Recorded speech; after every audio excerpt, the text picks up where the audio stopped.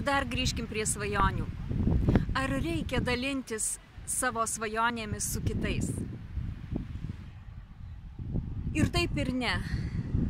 Aš noriu pasakyti, kad garsiai pasakyti savo svajonės reikia tiems žmonėms, kurie jums linki gero, kurie jūs skatina augti, tobulėti, kurie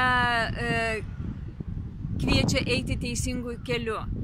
Tuomet tos svajonės tikrai įgauna tam tikrą energiją ir jos greičiau išsipildo. Bet jeigu jūs dalinsite savo svajonėmis su tais žmonėmis, kurie jūs tempia žemyn, kurie abejoja jumis, kurie nebetiki jūsų veikla, tai tikimybė bus, kad jie jums taip pat įteiks tą abejonę ir nepasitikėjimą ir netikėjimą savo svajone. Todėl laikykit savo svajonę savo širdyje ir siekit jos, veikit, siekit ir tikrai jūs prieisite prie savo tikslo. Sėkmės jums visiems!